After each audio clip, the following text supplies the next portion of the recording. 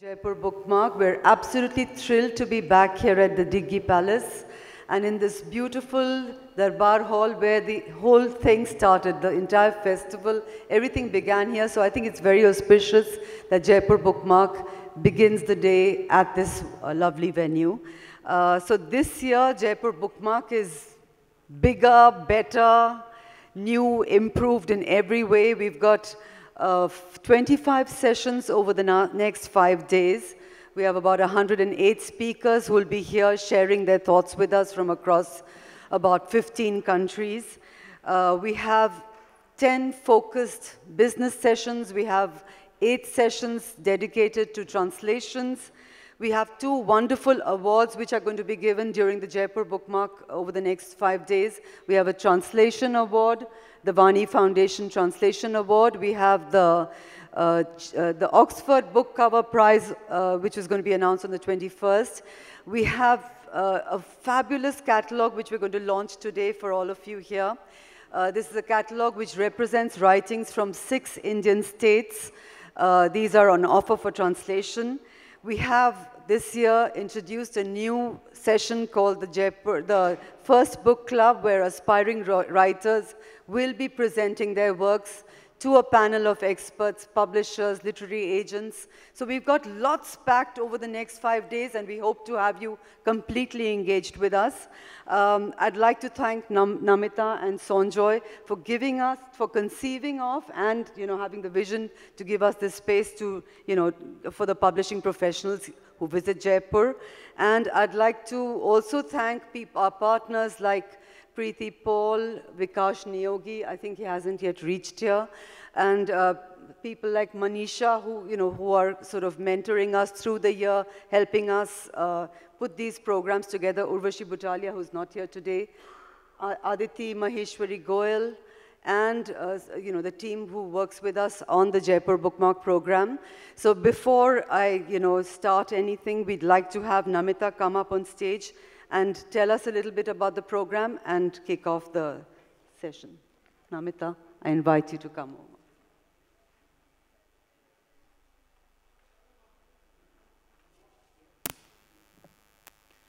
Dear friends, thank you for being here.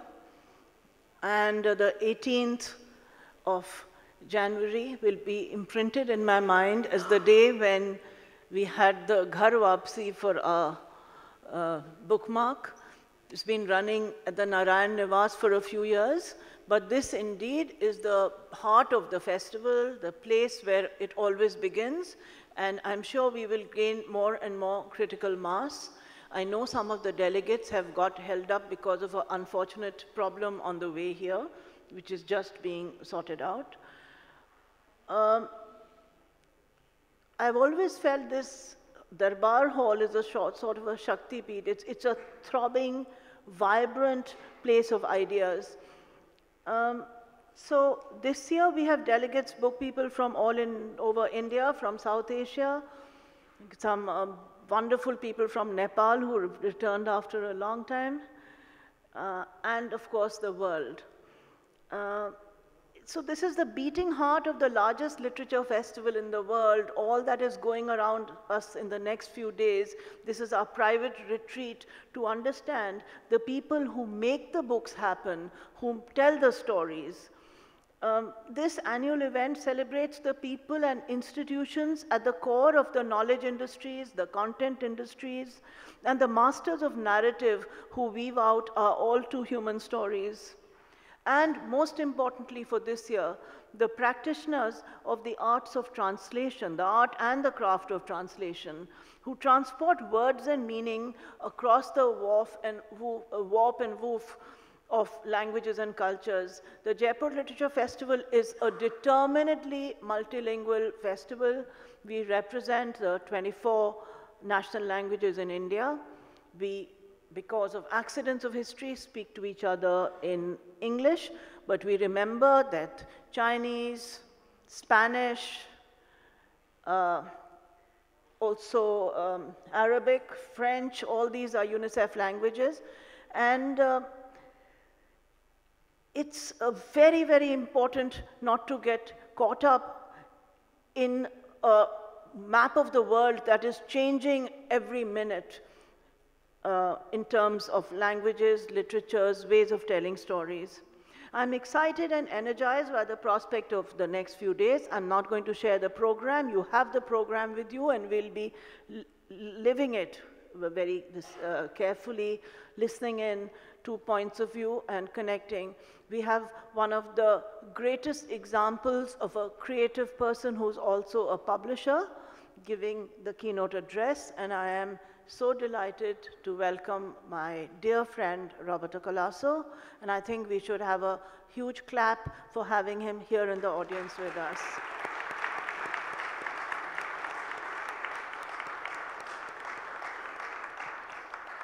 I can still remember a session some years ago here in the then Betak with Roberto Calasso. At the end of it was on the Vedas, and at the end of it, Ashok Vajpayee came up to me and said, "Namita, aaj humne, we heard the 5th Veda." So this knowledgeable man who knows about publishing, who's written this beautiful book about publishing, and also understands publishing from outside the strictly, sadly, Anglophone world we are all trying to move it out of. So I am excited and energized by the prospect of the next few days of connectivities and friendships and collaborations. There's Her Excellency Harinder ji, the Australian ambassador. We are doing new things with Australia. It's one of the countries which is most open to new languages, to minority voices in publishing. We've done a lot, and we will be doing more on that soon, which Sanjoy will tell you about. There's Preeti Paul, friend of the festival forever, and who herself is not only, well, I won't call her a bookseller, she's a great industrialist, but she loves passionately the Oxford bookstores which she runs. And also has written a book which you'll hear more about in the course of the day. So thank you, all of you, and I hand over to Sanjoy Roy to tell us about the vision of the Jaipur bookmark.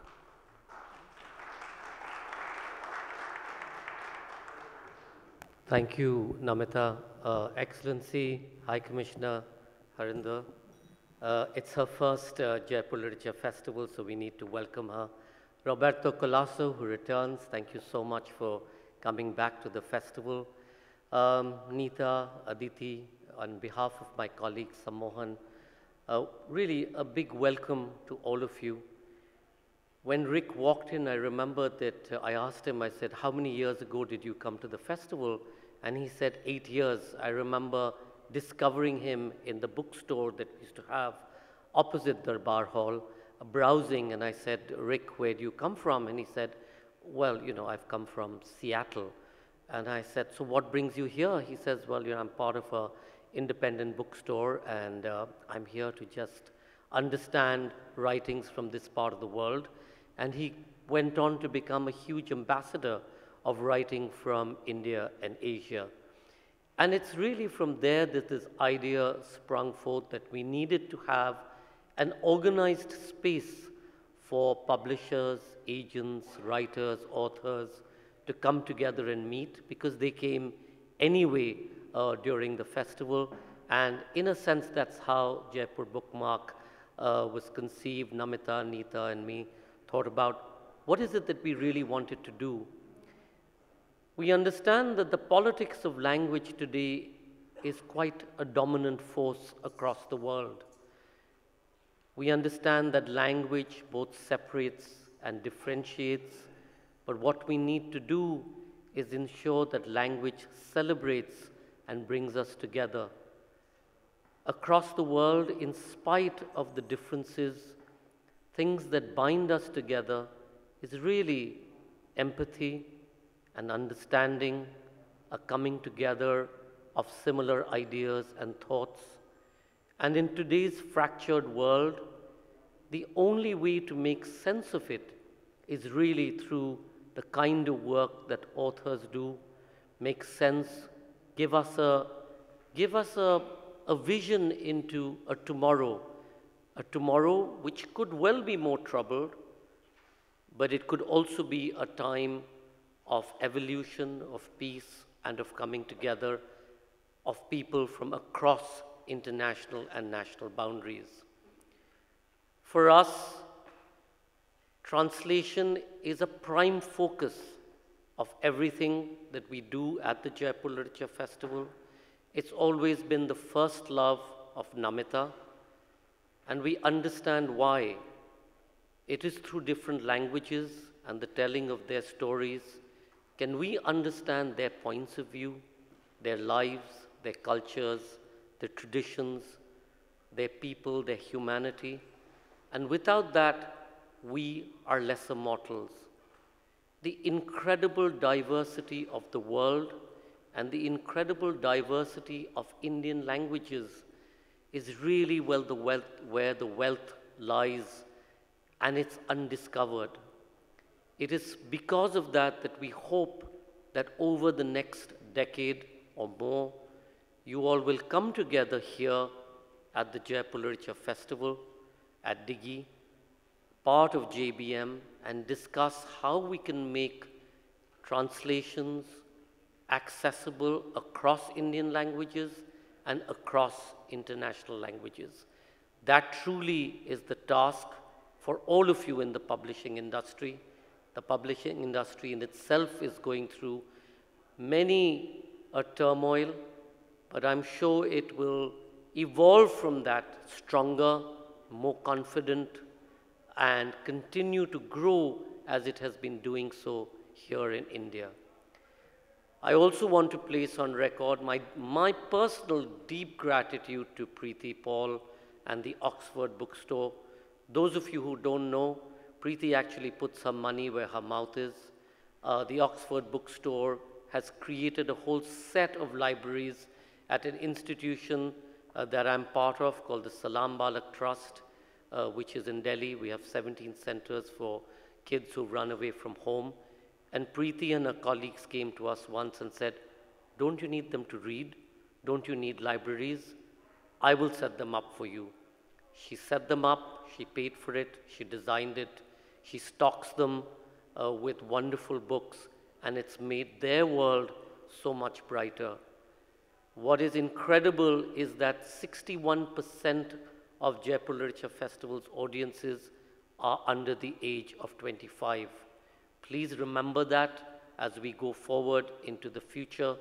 It is them that we need to connect with. It is the young that we need to interest with the intrigue of reading in whatever form, digital or print, but we need to focus on that wealth, because without them, what we do will die surely at some point of time. So thank you all once again for being here. Again, a big thank you to Aditi, who said that when she first came to the Jaipur Literature Festival, she was 20, she's now 30, completely unmarried, continues to be part of the publishing empire. Thank you very much for that contribution, and to all my colleagues. Thank you. May I invite Her Excellency, the High Commissioner of Australia to India, to say a few words on this occasion.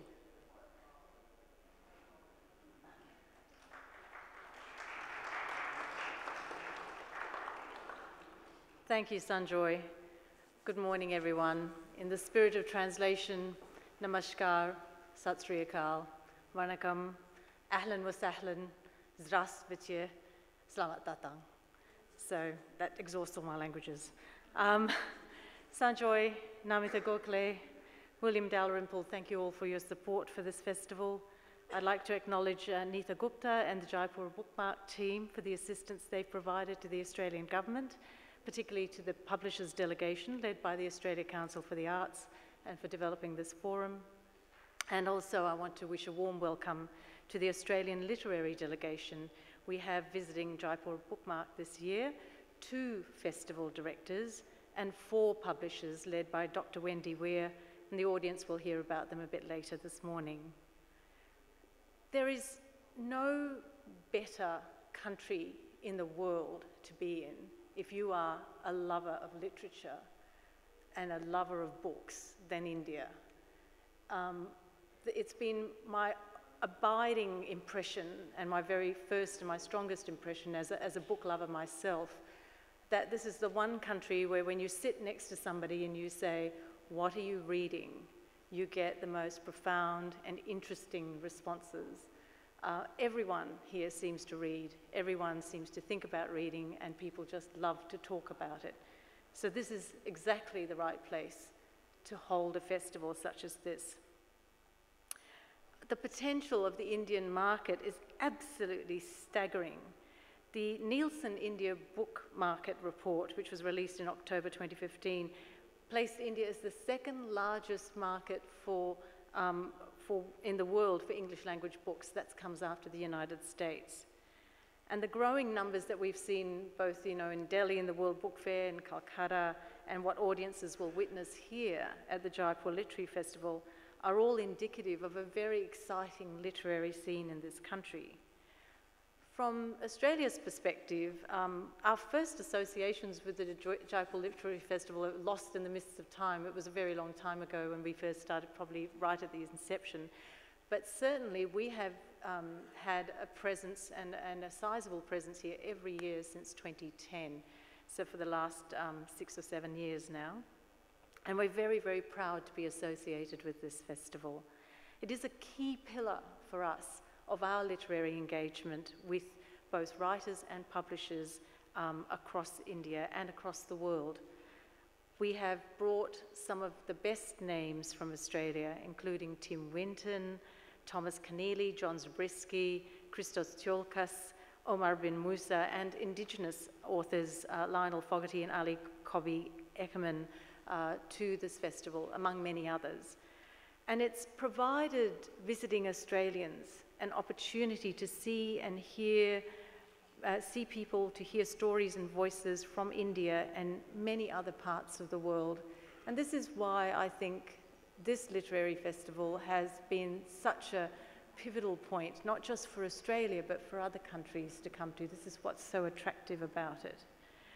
The Jaipur bookmark has extended this conversation into a much wider realm. So we now have, for the third time, a literary delegation which has been supported by the Australia Council for the Arts here this time, as I've mentioned earlier. And the point about the Jaipur bookmark and why we've extended our engagement into this element of the festival is because we really do have such a great opportunity to connect with Indian counterparts in the sector and the region. And it really allows us to deepen our understanding about how to engage with India. Now, it's not all been straightforward. We suffer from, legal issues, and I think this is something that may come up today. And so the bundling of Commonwealth rights has really hindered Australian entry into the Indian market. But we've been able to raise awareness of this issue, and we've also been able, through Bookmark and through the Literary Festival, to find creative ways to on both sides, to expand the reach of Australian writers and Australian books into this market, and vice versa. So we've had, for example, publication of the Indian Dalit writer Ajay Navaria by the Australian publisher Giramondo Publishing. We've also seen a digital distribution deal between Australian publishers Black Ink and Nero and India's Juggernaut. And this means that Australian titles can be sold with world rights on the Juggernaut app, for example. We have done a number of other projects bringing Australian writers across various literature festivals in India. We've also sort of undertaken something known as the Deep Impact Project, which had Ali Cobby Eckermann and Lionel Fogarty, who were invited to a literary festival in Mumbai, and 3 other writers to a festival in Hyderabad. So we were able to kind of go to multiple festivals and get wider reach of the work that we were doing. And then, of course, we've engaged in collaborative publishing projects like the Eat the Sky, Drink the Ocean, which was published by Zuban in India, and Walking Towards Ourselves, which was published by Hardy Grant Australia and HarperCollins India. And these have continued to push the boundaries where we brought writers together and brought collections of work together. And no relationship is, of course, a one-way street. So the Australia Council for the Arts has reciprocated the kind of thing that we do here. We have a visiting international publishers program, and each year we support 3 to 4 Indian publishers to travel to Australia during the Sydney Writers' Festival, so they can do the same thing that our publishers can do here, which is to connect with their counterparts in Australia. And all of these have resulted in sales of rights on both sides, so this has been very, very positive. But we can talk about the business of publishing, but I'm a diplomat. I'm about bringing countries together. I'm about bringing people together. And I just want to hark back to the comments that Sanjoy made. It is only through reading, through literature, and I'm so pleased you're talking about translation, because as someone who's worked in many different countries, seeing the world through the eyes of someone from another place is an incredibly empowering thing to do. It is an incredibly meaningful thing to do. It is how we as humans learn empathy. It is how we learn to look at the world through someone else's eyes. And this is what we are doing here is not just entertainment or enjoyment. It is actually a very profound act in connecting and uniting people. And I can think of no better way to do it than by literature. And I was very struck by a recent interview by Barack Obama, who said that he was able to relieve the loneliness of being a president through reading, through being able for a moment to look at the world through someone else's eyes, to experience a different experience. And so while we all get caught up in the business of books, I think we shouldn't forget for a moment how incredibly powerful they are in helping people to understand each other. Why we want to bring publishers here, why we want to spread Australian and introduce people to Australian literature is because that is the best way to understand Australians. When I read Indian literature, it's how I understand Indians better. And that, I think, is the key for what we're all doing here this week. So I wish you all every success. I'm genuinely delighted to be able to be here and to participate over the next few days with all of you. And I look forward to talking to you all at some point in the next few days. Thank you.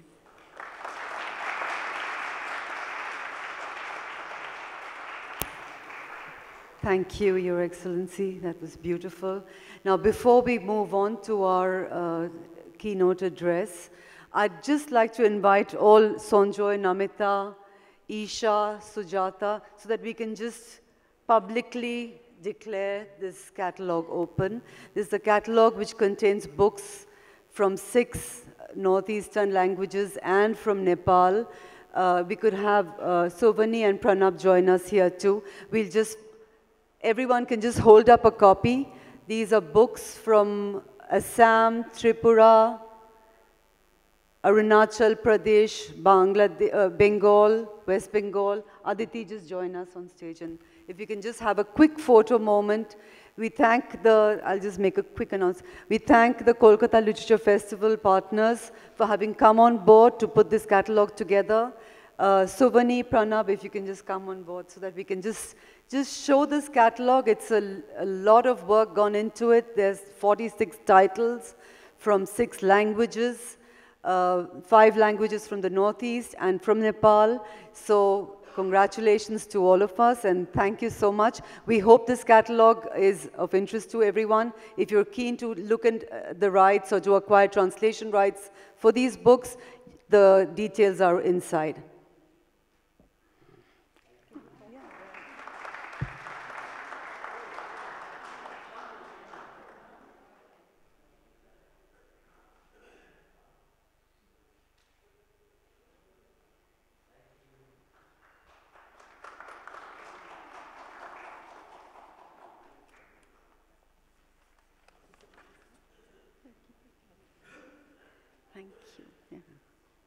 Thanks.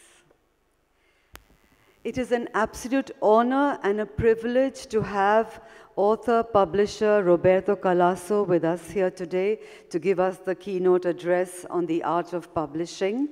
Mr. Roberto Calasso, apart from being a writer, his writings focus on the relationship between myths and consciousness.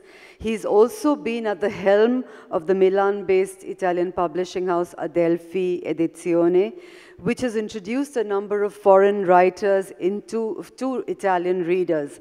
So we'd like to welcome Mr. Roberto Calasso. Sir, I request you to come up here on stage so that we can hear your thoughts on publishing.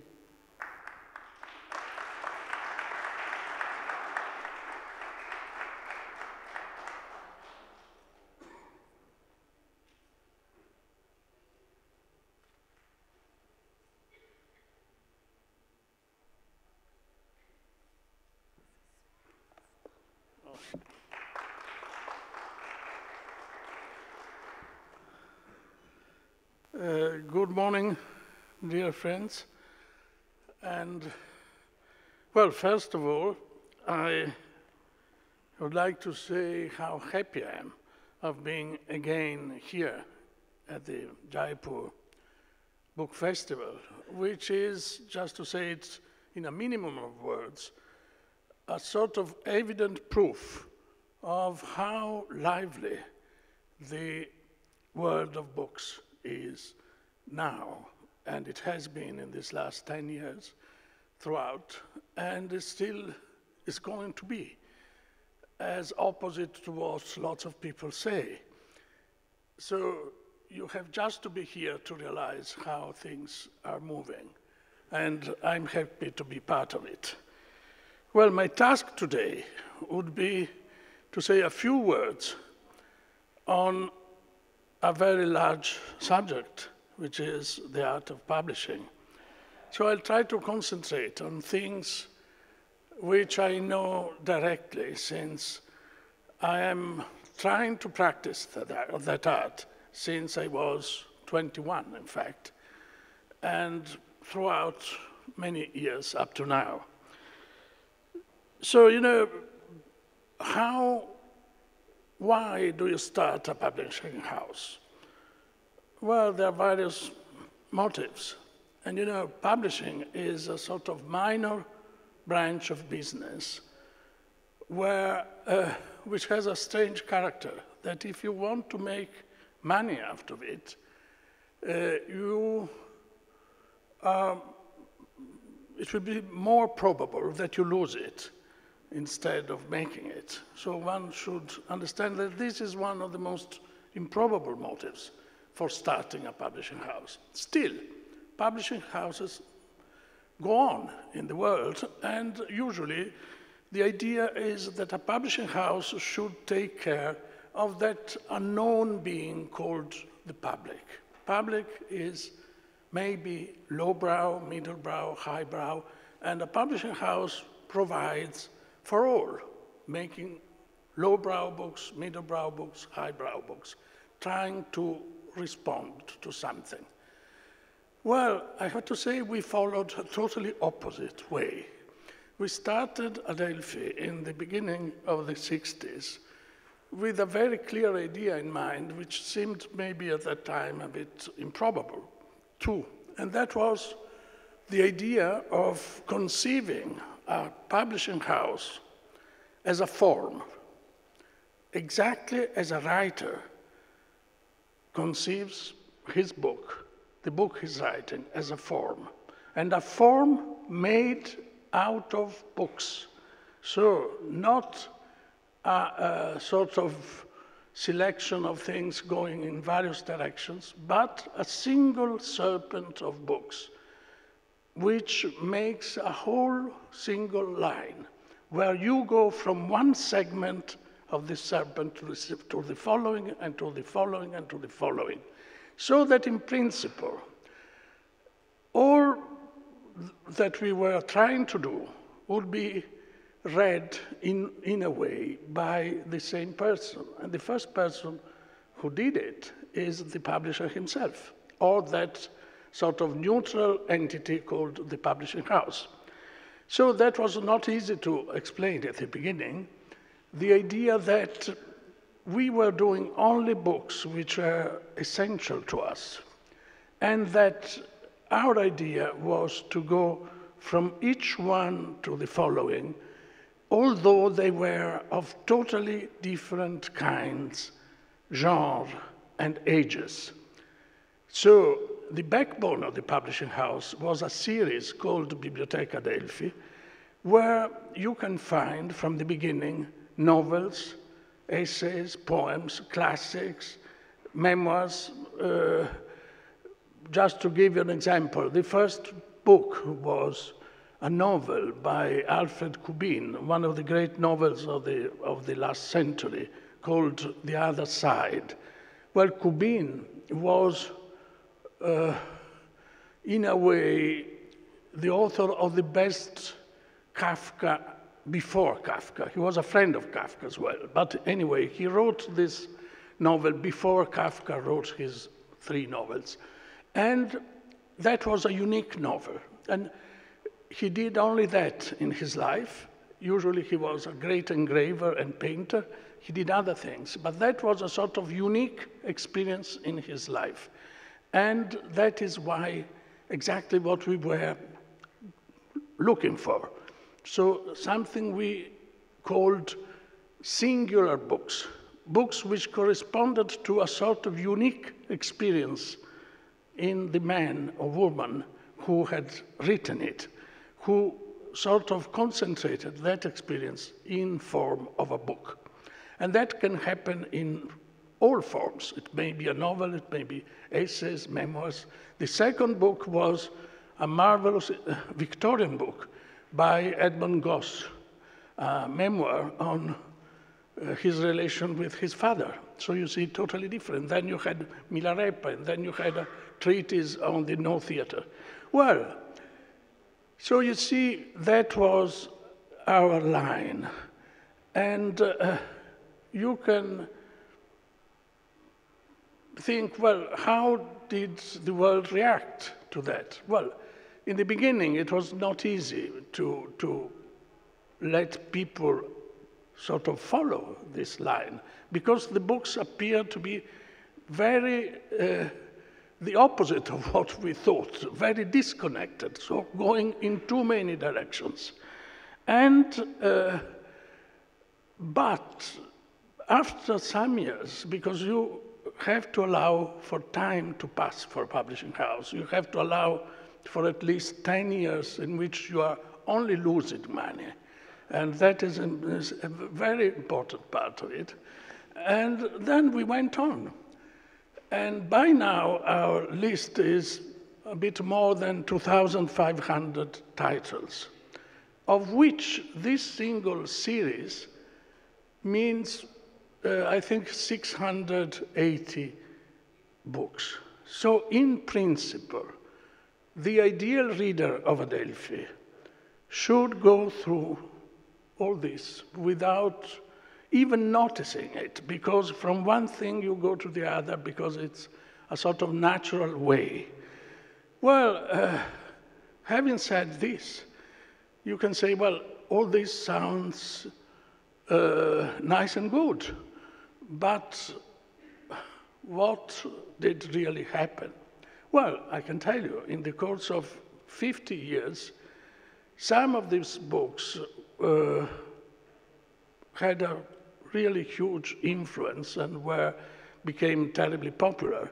And the fact is that lots of people started to understand what it was all about. But, of course, you're never sure. And it happened that a few days ago, just that's news for me as for you, I had a sort of evident proof that something similar to what I was saying was happening, because it happened that in a post online, some people remarked that there was a woman I don't know, called Eva Karen Barbarossa, who in New York had started a very curious project called the Adelphi Project. And the idea for her was to read all the books of this series, the 630 and more.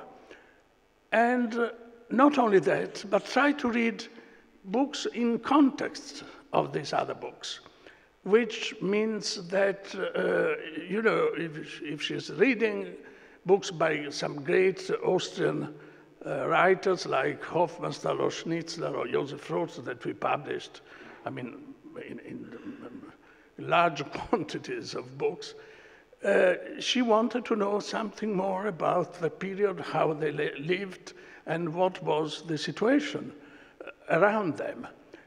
And she is going on. And the reason why she's doing this is exactly what I was telling you before. She felt that if one read one of these books, one would naturally go to the following, and to the following, and to the following, changing, of course, continents, forms, and ages, because some of these books are more than 2,000 years ago. Some of them are sort of first novels, for instance, and that happens as well. And the point is, this thing is going on, and she has just been invited by the American Academy in Rome just to work on this project, which is a project which exists only out of pleasure, out of the sort of joy of discovering things, of finding a way in unmapped territories. So, you see, all this seemed rather eccentric at the beginning, and for this lady who is unknown to me, seems very reasonable, and she's doing that every day. And as she has done, many other people have done. And I have to say that the project itself is not so eccentric, because if you go back in the history of publishing, you see that you find the most different forms of publishing, but at the beginning, there was a man, Aldus Manutius, in Venice, who is in a way the founder of publishing, the man who conceived of what he was doing as something where each book had to be very closely linked to the other one, so much so that for each of these books, he wrote sort of letters of introductions, which were sort of ways for explaining to readers what was to be found there. And he did things in the most different directions. I give you one simple example. He is the man who, at a certain moment, at the beginning of the 16th century, published an edition of Sophocles, which was, in a way, the first paperback. He called that kind of books parva forma, little form, and portatiles, so books you can bring with you. And that was the beginning of a form of which we live today, so 6 centuries afterwards. So, at the same time, he published a first novel which was so daring that nobody would dare, I think, today to publish it. It's called the Hypnerotomachia Polyphili. And that was a sort of Finnegan's Wake of his time. So a book, a novel made of a strange language invented only for that book, which was at the same time Italian, Latin, and Greek, with some Hebrew as well in it. And the size of the book was the opposite of the paperback. It was a sort of very big book with marvelous engravings in it. Anyway, to make a long story short, if you happen to give a look to some auction catalogs from, I don't know, Christie's or Sotheby's today, it's very rare, but sometimes it happens that this particular book is in the catalog. There are only a few copies remaining in the market, and it is the most highly priced book ever printed. It's considered the most beautiful printed book that we have, literally, not the Gutenberg Bible, of course. And so you see, this man, Manutius, had an idea of a publishing house which was done on the line of something similar to what we were talking about before. So the idea of having a series of books which belong together, of which the same reader may have a sort of need to know.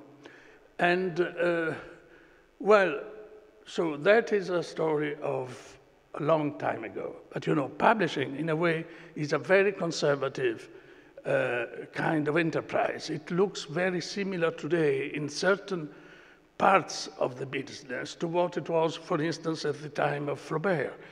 And so you don't have to think that today these kind of things are impossible. You can do that. The only point is to have a sort of idea in your mind that, and a direction which makes you choose certain things and avoid others, just because you think these things are essential to you. When I was in the first time that I met Namita, was not even here. Jaipur had not even begun. It was in Imrana. In Imrana, there was a sort of big meeting of writers from all sorts of countries, but especially Indian writers. And I felt at that time that India was, in a way, starting a sort of going in a new direction, because that was a moment of the big flowering of, for instance, Indian novelists in English. But there were many other things around, and there are even more today. So if one has to sort of enter into this flow of what is happening in literature, one has to divide oneself. You know, I think India has, I don't know if 22 or 24 national languages. Well, you have to have in your mind 22 or 24 or more tracks to follow in order to put together something really meaningful, because there is nothing which goes only one way in publishing. You have to, in your mind, to have a feeling for science at the same time as you have it for literature. You must have, first of all, a feeling for the past. Never feel that what belongs to the past is behind and lost, because very often it's more lively than we are. We are just following on those tracks. And the important thing, I think the essential thing for India, for instance, would be to go back very precisely, even in a philological way, to the great treasure of written texts which belong to Indian history. In terms of pure quantity, I think it's beyond anything we know. It's much more than the Greek literature, it's much more than the Latin literature, in terms of pure quantity. And in terms of what is known of that treasure, only a small section of it is known. And there is much to discover, as much as there is much to discover today around us. So I'm very happy to be here, because this is one of the places where all this should become sort of something that you do every day and that you follow every day. And I only tried to say a few words on what happened to me throughout, well, by now more than 50 years. All right, thank you.